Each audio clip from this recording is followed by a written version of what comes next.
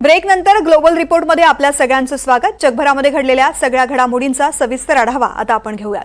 2 April ते 9 April या मोजून 7 दिवसांमध्ये अमेरिकेने मनात आणलं तर काय करू शकतात याची चुणूक त्यांचे राष्ट्राध्यक्ष डोनाल्ड ट्रम्प यांनी दाखवून दिली आहे। 2 एप्रिलला सगळ्या जगावरती सरसकट 10% आणि 60 देशांवरती त्यांच्याशी असणाऱ्या व्यापारी तुटीच्या निम्मा टॅरिफ लावण्याची घोषणा डोनाल्ड ट्रम्प यांनी केली। सगळ्या जगावरती आर्थिक मंदीचे ढग दाटून आले, बाजार कोसळले, गुंतवणूकदारांचे लाखो कोटी डॉलर्स मातीमोल झाले, पण डोनाल्ड ट्रम्प यांच्या मनात जे होतं ते त्यांनी साधलंच।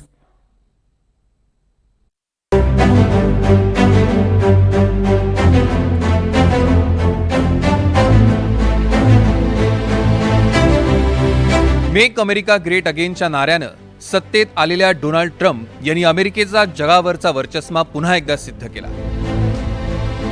अख्ख्या जगाला आर्थिक कोंडीत पकडणारं आयात कर धोरण ट्रम्प यांनी 2 एप्रिलला जाहीर केलं। तेव्हापासून जगातील शेअर बाजाराच्या एकूण मूल्यात $10 ट्रिलियन ची घट झाली।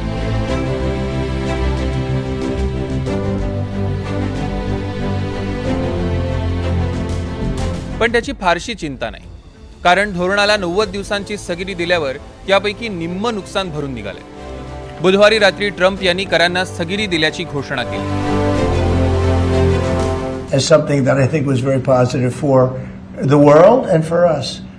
आम्ही जे लिहिलं ते मनापासून लिहिलं। आम्हाला कोणत्याही वकिलाची मदत मिळालेली नाही। जे लिहिलं ते मनाने लिहिलं। जो निर्णय घेतला त्यासाठी कोणताही दबाव नव्हता। आम्हाला कुणालाच दुखवायचं नाही, त्यांनाही आम्हाला दुखवायचं नाही। आम्हाला त्यांचं हित जपायला काही हरकत नाही, पण आम्हाला आमच्याही देशाची हितं जपलीच पाहिजेत, हे आम्ही याआधी अनेकदा म्हटलंय। ट्रम्प यांनी ही घोषणा कॅमेऱ्यावर सांगण्याआधी ट्रूथ सोशल या त्यांच्या आवडीच्या सोशल मीडिया प्लॅटफॉर्मवर लिहून त्यांचा निर्णय आधीच जाहीर केला होता आणि त्यानंतरच्या काही तासात बाजारानं त्याला उत्तम प्रतिसाद दिला। न्यूयॉर्क स्टॉक एक्सचेंजचा डाव जोन्स 7.87% आणि नॅस्डॅक 12%, जपानचा निकाई 9%, कोरियाचा कॉस्पी 6.6%, ब्रिटनचा फुटसी 4.71%, जर्मनीचा डॅक्स 5.57% उसळले।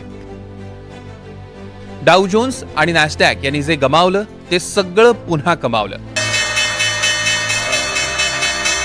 15 hours ago, these tariffs. Why the pause now? No.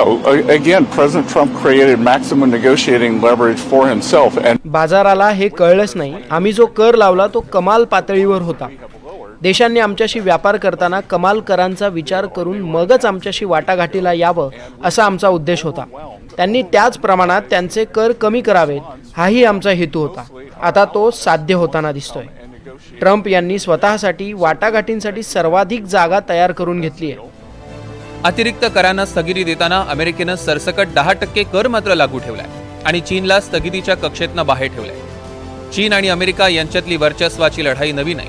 ओठात एक आणि पोटात एक या नीतीसाठी चीनी राज्यकर्ते जगभरात प्रसिद्ध आहेत, पण गेला आठवडाभर टॅरिफच्या धोरणावरून जगात अमेरिका एकटी पडण्याची चिन्ह दिसत असतानाच ट्रम्प यांनी डाव उलटवला आणि चीनची हेकेखोरी चव्हाट्यावर आणली।